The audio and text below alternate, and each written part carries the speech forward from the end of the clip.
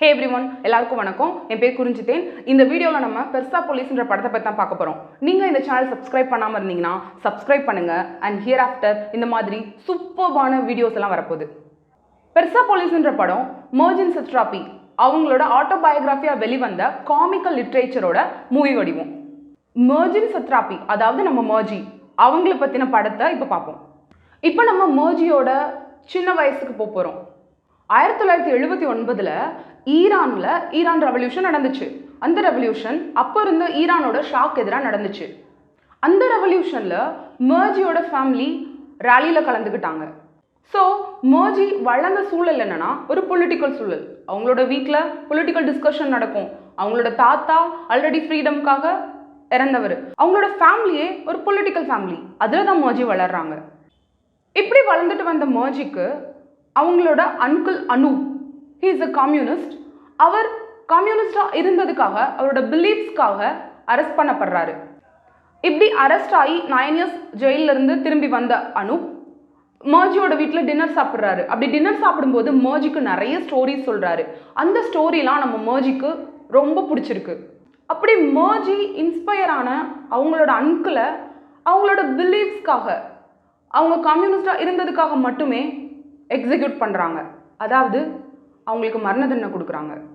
இதுக்கப்புறமா Islamic fundamentalist ஈரானோட ஆட்சிக்கு வராங்க. அவங்க ஆட்சிக்கு வந்ததுக்கப்புறம் இஸ்லாமிக் கிளாஸில் இருக்கும்ல, பெண்கள் லிப்ஸ்டிக் போடக்கூடாது, நெயில் பாலிஷ் போடக்கூடாது, ஃபர்தா போடணும், இந்த மாதிரி நிறைய இருக்கும்ல, அதெல்லாம் இம்ப்ளிமெண்ட் பண்ணுறாங்க. மர்ஜி எப்படிப்பட்ட பொண்ணாக இருக்காங்கன்னா, ஒரு தடவை அவங்க நெயில் பாலிஷ் போட்டுட்டு போகிறாங்களா, அப்போ அவங்க அம்மா ஏன் நெயில் பாலிஷ் போடாத, போட்டால் போலீஸ் பிடிப்பாங்க அப்படின்னு சொன்னப்போ மர்ஜி இல்லைம்மா நான் ஒழிச்சு வச்சுக்கிறேன் அப்படின்னு சொல்கிறாங்க. இவ்வளோ கட்டுப்பாடு இருந்துட்டு இருக்க காலத்தில் ஒரு தடவை மர்ஜியோட அங்கிளுக்கு உடம்பு சரியில்லாமல் போகுது. உடம்பு சரியில்லாமல் இருக்கப்ப அவங்க இங்கிலாந்து போய் தான் அந்த மருத்துவம் பார்க்கணும் அப்படின்ற நிலைமை இருக்குது. பட் பாஸ்போர்ட் யாருக்கும் கிடைக்காது. ஃபால்ஸ் பாஸ்போர்ட்டில் மர்ஜியும் மர்ஜியோட ஃபாதரும் கிளம்பி போகிறாங்க. அப்படி போகும்போது அவங்களோட சொந்தக்காரங்க வீட்டில் இருக்காங்க. அப்போது ஒரு பொண்ணை பார்க்குறாங்க. அந்த பொண்ணு பேர் நிலோஃபர். அந்த பொண்ணு அவங்களோட ஓன் பிலீவ், அவங்க கம்யூனிஸ்டாக இருந்த ஒரே காரணத்துக்காக அவங்க தேடப்பட்டுட்டு வந்தாங்க. நிலோஃபர்ன்ற அந்த பொண்ணும் கம்யூனிஸ்டாக இருந்த ஒரே காரணத்துக்காக எக்ஸிக்யூட் பண்ணப்படுறாங்க. லைக் மரண தண்டனை விதிக்கப்பட்டாங்க. இப்படி வாரோட கொடுமையை பார்த்து வளர்ந்த நம்ம மர்ஜி வளர்ந்ததும் மால்கம் எக்ஸ் மாதிரியான ரெவல்யூஷனரி மியூசிக் கேட்டு வளர்றாங்க. வெஸ்டர்ன் உடைகள் போட ஆரம்பிச்சிருக்காங்க. இப்போ டீனேஜ் மர்ஜி இந்த மாதிரி வெஸ்டர்ன் ட்ரெஸ் போடுறது, மால்கம் எக்ஸ் மியூசிக் கேட்குறது, இந்த மாதிரி டெவலப்டு ரேடிக்கல் திங்கிங்காக இருக்க மர்ஜி அவங்களோட ஸ்கூலில் ஹிஸ்ட்ரி கிளாஸ் நடந்துட்டு இருந்திருக்கு. அதில் உட்காந்து ஹிஸ்ட்ரி கிளாஸ் கேட்டுட்டு இருந்திருக்காங்க.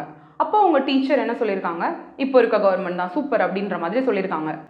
அப்போ மர்ஜி என்ன பண்ணியிருக்காங்கன்னா, ஷாவோட பீரியடில் வெறும் 3000 பேர் தான் இருந்தாங்க, இப்போ 30,000 பேர் இறக்குறாங்க.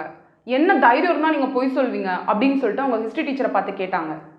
இப்படிலாம் பேசிகிட்டு இருந்தால் மர்ஜியை ஜெயிலில் போட்டுருவாங்களேன்னு பேரண்ட்ஸ் பயந்து மர்ஜியை படிக்கிறதுக்காக வெளிநாடு அனுப்புகிறாங்க. இப்படி படிக்கிறதுக்காக மர்ஜி பிரான்ஸ் அனுப்பி வைக்கப்படுறாங்க. அங்கே போயும் சும்மா இல்லை, கேத்தலிக் நன்ஸ் கூட இவங்களுக்கு பிரச்சனை வருது.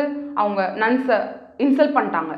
பிரான்ஸ் போன இடத்துல தன்னை ஒரு ஃப்ரெஞ்சுக்காரவங்க அப்படின்னு பொய் சொல்லி ஒரு பார்ட்டிக்கு போயிட்டு வந்திருக்காங்க. அதை கேட்ட பாட்டி, இந்த மாதிரி நீ பொய் சொல்லக்கூடாது, உனக்கு நீ உண்மையாக இருக்கணும் அப்படின்னு சொல்லிட்டு பாட்டி சொல்லியிருக்காங்க. இப்படி தான் ஒரு முறை ஃப்ரான்ஸ்லேருந்து வெக்கேஷனுக்காக அவங்க ஊருக்கு போகிறாங்க. அவங்க ஊரில் ஆல்ரெடி மேக்கப் போட்டால் தப்பு, மேக்கப் போட்டால் போலீஸ் பிடிக்கும் அப்படின்னு இருந்துச்சு. ஆனால் நம்ம மர்ஜி மேக்கப் போட்டுட்டு போயிட்டு இருந்திருக்காங்க. அப்படி போயிட்டு இருந்திருக்கப்போ போலீஸ் பிடிச்சிட்டாங்க. அப்படி மாட்டிக்கிட்ட மர்ஜி தப்பிக்கிறதுக்காக அந்த பார்க்கில் இருந்த பையன் என்கிட்ட தப்பாக நடந்துக்க பார்த்தான் அப்படின்னு போய் சொல்லி தப்பிச்சிருக்காங்க.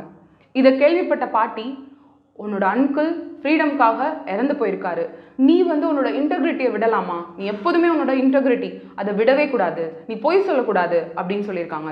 இப்படி ஒவ்வொரு முறையும் மர்ஜி பொய் சொல்லும்போது அவங்களா இல்லாத போது அவங்க பாட்டி, நீ யாரு, நீ பொய் சொல்லாத, உன்னோட இன்டெகிரிட்டியை எப்போதுமே விட்டுறாத அப்படின்னு ஒரு பேக் போனாக இருந்திருக்காங்க. என்னை கேட்டால் மர்ஜிக்கு அப்புறம் ஒரு மெயினான கேரக்டர்னா இந்த படத்தில் அவங்க பாட்டி அப்படின்னு தான் சொல்லுவேன். ஏன்னா மர்ஜியாக இருக்க ஹெல்ப் பண்ணது அவங்க பாட்டி தான். மர்ஜியோட ரிலேஷன்ஷிப் பற்றி பார்க்கும்போது ஒரு பையன் சீட் பண்ணான்றதுக்காக அவங்களோட பிரேக்கப் ஆகுது. செகண்ட் ஒரு பையன் கூட பழகுறாங்க, பட் அவனை பிடிக்காம பிரேக்கப் ஆகுது. அண்ட் தேர்டு பிடிக்காம ஒரு பையன் கூட இருக்காங்க, அதுவும் பிரேக்கப் ஆகுது. அண்ட் ஃபைனலி மர்ஜி இன்னொருத்தவங்களை பார்க்குறாங்க. அவங்கள பிடிச்சிருக்கு மர்ஜிக்கு. இவங்க 2 பேரும் சேர்ந்து பார்க்கில் கை கோர்த்து உட்காந்து பேசிகிட்டு இருந்தாங்கன்றதுக்காக போலீஸ் அரெஸ்ட் பண்ணுது. அப்போ அந்த பையன் நம்ம லவ் பண்ணதுக்காக நம்ம பேரண்ட்ஸ்க்கு ஃபைன் போடுறாங்க, நம்ம ஏன் கல்யாணம் பண்ணிக்கக்கூடாது அப்படின்னு சொல்லிட்டு கேட்க மர்ஜியும் அவங்கள கல்யாணம் பண்ணிக்கிறாங்க. மேரேஜ் பண்ணதுக்கப்புறம் மர்ஜிக்கு அந்த லைஃப் கொஞ்சம் கொஞ்சமாக பிடிக்காம போகுது. எப்படியாவது இந்த லைஃப்பில் இருக்கக்கூடாதுன்னு முடிவு பண்ணி வெளியேற நினைக்கிறாங்க. அந்த நேரத்தில் அவங்க அம்மா கால் பண்ணி நான் வீட்டுக்கு வரலாமான்னு கேட்குறாங்க. அவங்க அம்மா நீ வரவே கூடாதுன்னு சொல்லியிருக்காங்க. பட் அவங்க பாட்டி நீ வான்னு சொல்லியிருக்காங்க.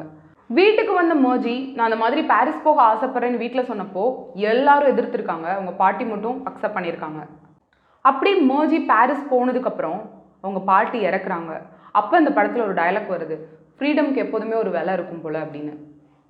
இதோட இந்த படம் முடியுது, நம்ம வீடியோவும் முடிய போகுது. இந்த படத்தை நீங்கள் டேரெக்டாக போய் பார்க்குறதுனா பார்க்கலாம். அது வேறு லாங்குவேஜில் இருக்கும், சப்டைட்டில் படிச்சுட்டே நீங்கள் பார்க்குற மாதிரி இருக்கும். அது உங்களுக்கு பெரிய விஷயம் இல்லைனா நீங்கள் தாராளமாக இந்த படத்தை பார்க்கலாம். அதுக்கு முன்னாடி தமிழில் இந்த படம் பெர்சாபோலிஸ்ன்ற புக் வெளிவந்திருக்கு, 2 வால்யூமாக இருக்குது. அதையும் நீங்கள் வாங்கி படிக்கலாம். இல்லை இங்கிலீஷில் பெர்சாபோலிஸ் இருக்குது, அது நீங்கள் வாங்கி படிக்கலாம். இதை படிச்சுட்டு படம் பார்த்தீங்கன்னா சூப்பர் எக்ஸ்பீரியன்ஸ் இருக்கும். நான் படிக்காமல் தான் படம் பார்த்தேன், நான் படிக்கல, நானும் படிக்கணும். ஒன்று சொல்ல மறந்துட்டேன், இந்த மர்ஜி யாருன்னா ஈரானோட கடைசி எம்பரர். ஆயிஷான்னு ஒரு குட்டி கதை இருக்குது. அந்த கதை எனக்கு ரொம்ப பிடிக்கும். என்னோடய லைஃப்பில் ஒரு முக்கியமான அங்கம் அந்த கதை. இப்போ அந்த கதைக்கு பக்கத்தில் பெர்சாபோலிஸ்ன்ற புக்கும் வந்து ஆட் ஆக போகுது. அண்ட் பெர்சாபோலிஸ் படம் பார்க்கும்போது அஸ் அ விமனாக என்னால் நிறைய விஷயம் ரிலேட் பண்ணிக்க முடிஞ்சிச்சு. என்ன இந்த படம் இன்ஸ்பயர் பண்ணிச்சு. And it's a good movie. அந்த மூவியில் சொல்கிற மாதிரி என் அன்குள் ஒன்றும் ஃபண்ணுக்காக இறக்கல அப்படின்னு சொல்லி மர்ஜி கத்துவாங்க.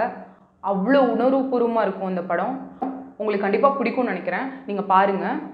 இந்த மாதிரி உருப்படியான படங்கள் இருந்தால் எனக்கு கமெண்டில் சொல்லுங்கள், நான் பார்த்துட்டு அதை ரிவ்யூ பண்ணுறேன். அண்ட் மறக்காமல் நம்ம சேனலை சப்ஸ்கிரைப் பண்ணுங்கள். கண்டிப்பாக இந்த வீடியோ பார்த்துட்டு உங்களுக்கு பிடிச்சிருக்கு பிடிக்கல எல்லாத்தையும் வந்து கமெண்டில் சொல்லுங்கள். அடுத்து என்ன இம்ப்ரூவ் பண்ணிக்கலான்றதையும் சொல்லுங்கள்.